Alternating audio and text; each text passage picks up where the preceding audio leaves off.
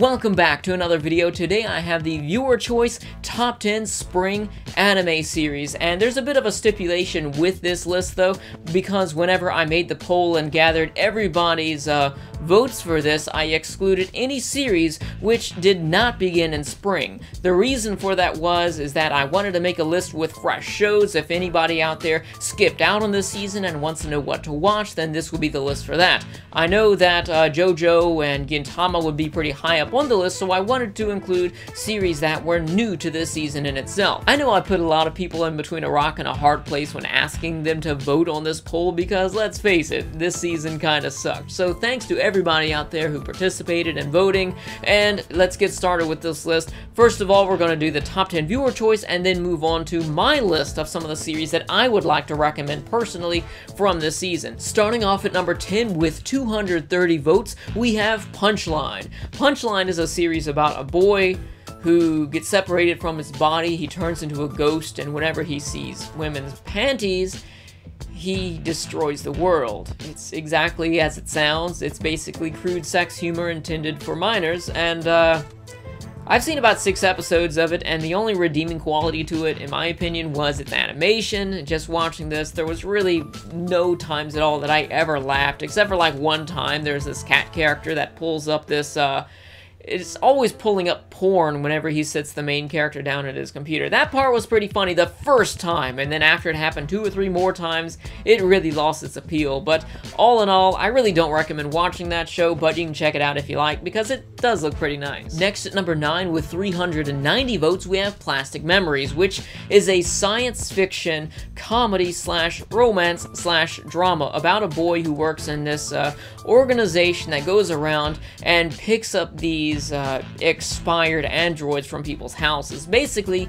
they have these androids and they look just like humans, and they can actually take on human memories, and it looks like they're aiding people who had recently lost someone in their life, and it's helping them to cope with that. And then over time they actually expire because the machines, I guess, break down after a while, and the memories start to really have a lot of bugs in them after a while, I guess. So your main character goes around with this partner who is also one of these androids to these people's houses and takes the robots. It really sounded like it would have been something like Chobits. Everybody thought this would have been like Chobits, and I heard a lot of good things about this. Oh, the feels, and I watched it, 6 episodes, and I found it to be unbearable, to be honest with you. And a lot of these shows I'm going to be reviewing next week, and I know it's going to be a tough week for the reviews because a lot of people are really going to be upset by this, but honestly, I really did not like watching Plastic Memories. I felt that the main character was completely useless. He was one of these stupid comical characters that they try and play off on you there, and then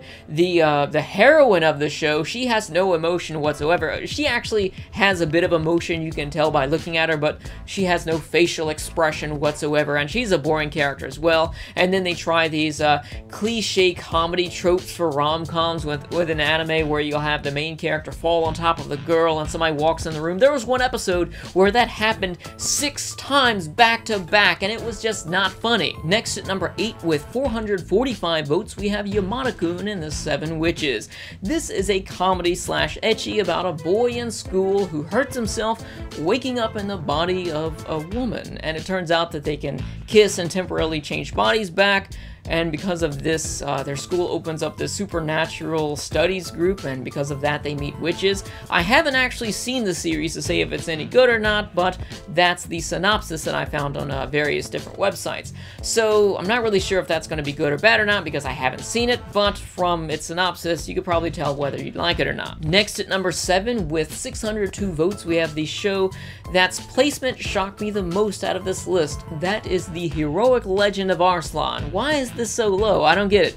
I've seen at least 3/4 of the anime on this list, and this was by far the one that I enjoyed the most. Of course, different strokes for different folks, but some of the choices that we're going to find later on, it's really mind-boggling that this is so low on this list. Heroic Legend of Arslan is a fantasy medieval action drama, and if that's right up your alley, then you're definitely going to enjoy this show. I'm really excited for it. I cannot wait to do a half season or full season, half series review of this this next week, as well as a few other series, because I'm just going to review everything that I'm watching or caught up with next week, and then whenever they actually do finish, I'll do a complete review of the series there too. Next at number 6 with 678 votes, we have Kekai Sensen. How did this get above Arslan? It's not that much of a lead, only 70-some votes, but still, it's above Arslan on the list. It really blows my mind there. But Kekai Sensen is a comedy drama action series, and it looks really beautiful, just like with Punchline.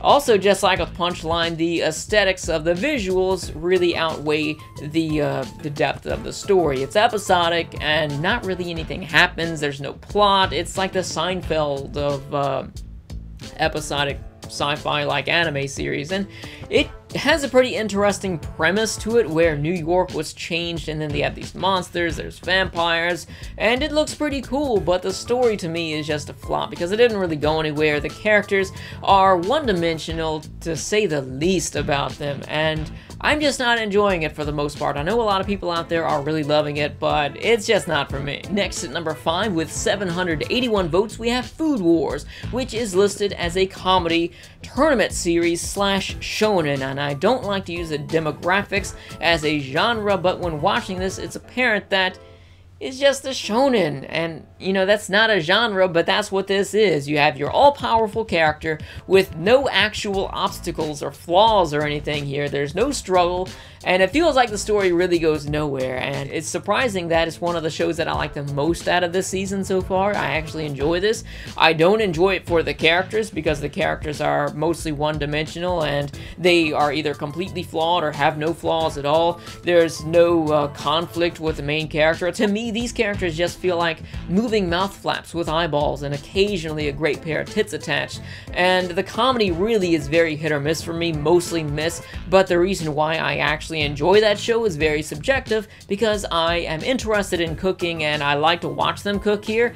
I'm not sure if some of the meals that they create are actually physically possible, because there's one point in the series where the main character, he's supposed to be learning in this school and competing against each other, and this goes to show how little of a threat there is. He turns fish into something that tricks a world-class chef into believing it's beef. I mean, if you're that early on in the show, I think it was like episode 6 when that happened, and you're tricking a world-class chef into not knowing what type of meat they're actually eating, that's pretty crazy. And also, I guess the icing on the cake, which is Food Wars, is the amount of fan service. There's fan service for men and women there. I'm talking sexual fan service, because when they eat food, if it's good, they'll have these orgasms, and it's really cheesy. I don't find it funny. I do find it funny, however, whenever they taste bad food and they'll have this vision of them being in a rainforest, and then there's like a train tracks of like hippos going by. I don't know, it's just funny seeing the bad food reactions, but the good food reactions is just cheesy. Next at number 4 with 915 votes, we have Wadi no Seraph, which is an action slash drama about vampires that have enslaved humanity. I'm pretty surprised to see this that high on the list, because I heard a lot of negativity about it. I haven't actually seen the anime yet, but I'm interested in trying it. I'm not sure if I'm going to love it or hate it or not, but it looks like something that might be a guilty pleasure, might not be. I'll just have to try it, and maybe I'll make a review on that. Next at number 3 with 968 votes, we have Ore Monogatari, and this is another anime that I haven't seen yet, but I hear a lot of positive things about it. I'm curious to check this one out. It is a romantic comedy that's listed as a shoujo, but from what I can tell of its description, it has a male lead character. It's about, from what I can tell of its description on different sites, it's about a boy who saves this girl from being molested, and they become good friends. It's probably your typical romantic comedy after that. I'm not sure, but that's just what I'm expecting. Next at number 2 with 1,700 votes, which is a huge lead over number 3, that is It Wrong to Pick Up Girls in a Dungeon? This was another show that I found to be enjoyable. Of course, as a story itself, it's really missing out on a lot of points, but I found it just to be mindless fun when watching this, because it's got your lead character that's completely completely overpowered, and the show is obviously trying to push him to be as strong as he can. And then you have this world that is a fantasy setting that's set up like characters actually live inside of an RPG, but it's not a game, it's actually their real world, and he's going through these dungeons and fighting these monsters. But a major flaw that I found in the series was that it tries too hard to push the character to be a complete badass and to have as little fights as it does, because despite how strong the character is, the fights are very intermittent, and also for it to have as much fan service and ecchi appearance, they really are lacking in that department either. It really tries to do too much, and I think it wastes time on having some of these characters' sad backstories because it really feels like it's out of the element of the show. And lastly, at number 1, with 1,900 votes, we have Sound Euphonium, which is a slice-of-life school musical comedy, and I gotta be honest with you, just its appearance alone turned me off to the series. I hate to judge a book by its cover, but I'm really not into slice-of-life, don't really care too much about musical series, and even more so about series revolving around little girls like that in school. I don't know, it's just not my thing, but I'm curious to try this now just to see what all the fuss is about with so many votes here. But from what I can tell of its poorly written My Anime List description, I had to go to different sites to actually see,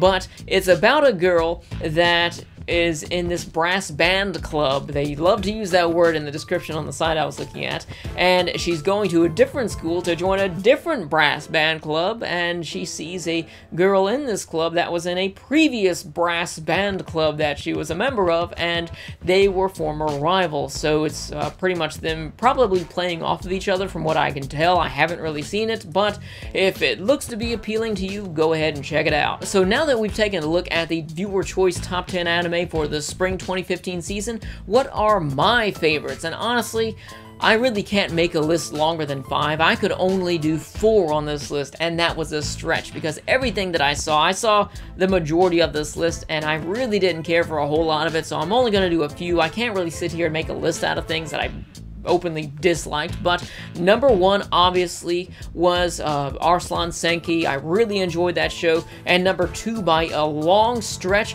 was Girls in a Dungeon. Number 3 was Food Wars, and then number 4, because I've only seen such a small amount of it, was Ninja Slayer. And big apologies to everyone because somehow I forgot to add that to the list, but I am finding that pretty enjoyable from what little bit I have seen of that. So let me know in the comments, what was your favorite anime from spring 2015? Let me know about that and which shows you didn't like as well. Thanks for watching. If you enjoyed this video, please subscribe. If you'd like to support this channel, please check out my Patreon. Also be sure to check out my anime review playlist and my Turn A Gundam review in case you missed it yesterday. Thanks for watching, thanks for all the support, and I'll see you next time.